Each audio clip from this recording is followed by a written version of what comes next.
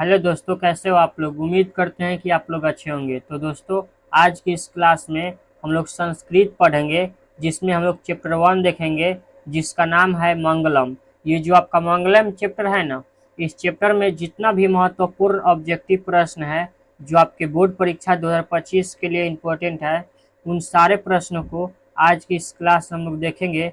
तो चलिए दोस्तों, बिना देरी करते हुए आज की इस क्लास को हम लोग शुरू करते हैं। आपका पहला नंबर प्रश्न देखिए क्या कह रहा है। आपका पहला नंबर प्रश्न कह रहा है, मंगलम पाठ के रचनाकार कौन है। तो मैं आपको बता दूं कि मंगलम पाठ के रचनाकार ना महर्षि वेद व्यास हैं। तो इसका सही जवाब ऑप्शन सी हो जाएगा। आपका अगला नंबर प्रश्न देखिए क्या कह रहा है। आपका अगला नंबर प्रश्न कह रहा है, उपनिषद के रचनाकार कौन है। यानी मंगलम पाठ जो है ना, वह एक प्रकार का उपनिषद है। तो आपसे पूछ रहा है कि उपनिषद के रचनाकार कौन है। तो उपनिषद के रचनाकार भी महर्षि वेद व्यास होंगे। तो इसका सही जवाब ऑप्शन सी हो जाएगा। आपका अगला नंबर प्रश्न देखिए क्या कह रहा है। आपका अगला नंबर प्रश्न कह रहा है, मंगलम पाठ में कितने मंत्र संकलित है।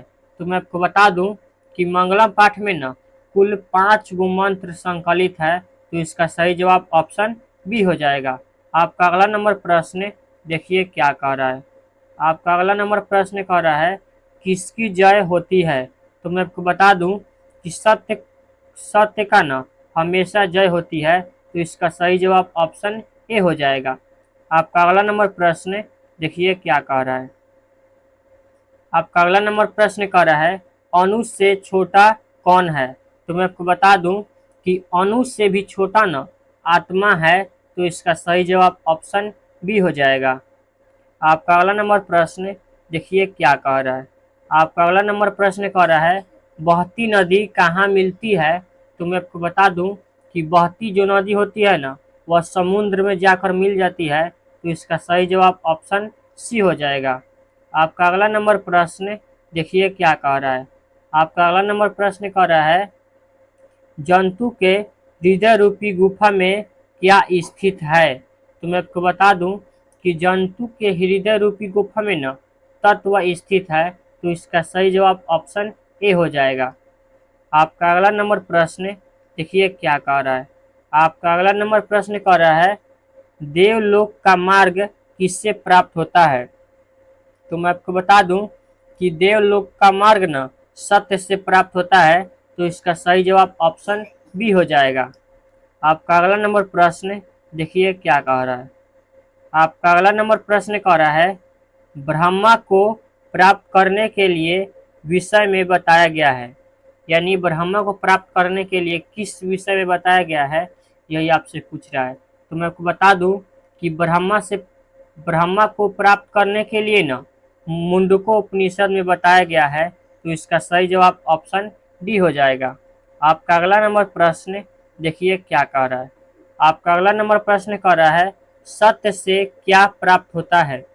तो मैं आपको बता दूं कि सत्य से न देवलोक की प्राप्ति होती है। तो इसका सही जवाब ऑप्शन सी हो जाएगा। आपका अगला नंबर प्रश्न देखिए क्या कह रहा है। आपका अगला नंबर प्रश्न कह रहा है, मृत्यु को वश में कौन कर लेते हैं। तो मैं आपको बता दूं कि मृत्यु को न विद्वान लोग अपने वश में कर लेते हैं। तो इसका सही जवाब ऑप्शन सी हो जाएगा। आपका अगला नंबर प्रश्न देखिए क्या कह रहा है।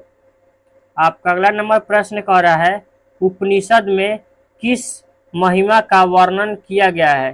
तो मैं आपको बता दूं कि उपनिषद में न परम पुरुष महिमा का वर्णन किया गया है। तो इसका सही जवाब ऑप्शन टी हो जाएगा। आपका अगला नंबर प्रश्न देखिए क्या कह रहा है।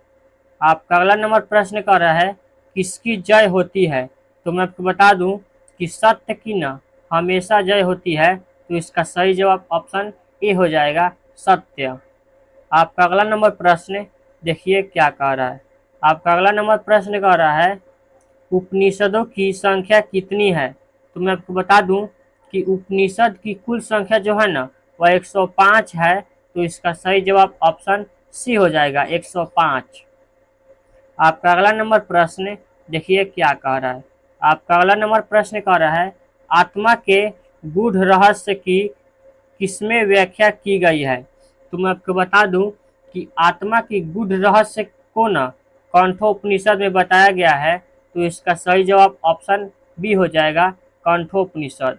आपका अगला नंबर प्रश्न देखिए क्या कह रहा है। आपका अगला नंबर प्रश्न कह रहा है, परमात्मा की महिमा का वर्णन किसमें किया गया है? तो मैं आपको बता दूं कि परमात्मा की महिमा का वर्णन ईशावास्य उपनिषद में किया गया है, तो इसका सही जवाब ऑप्शन बी हो जाएगा। आपका अगला नंबर प्रश्न देखिए क्या कह रहा है। आपका अगला नंबर प्रश्न कह रहा है, सत्य का मुख किससे ढका हुआ है?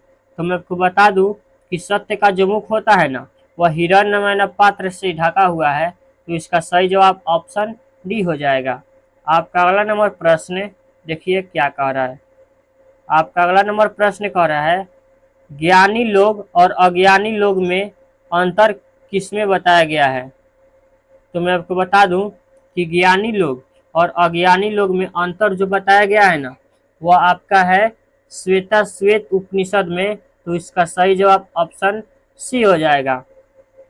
आपका अगला नंबर प्रश्न देखिए क्या कह रहा है।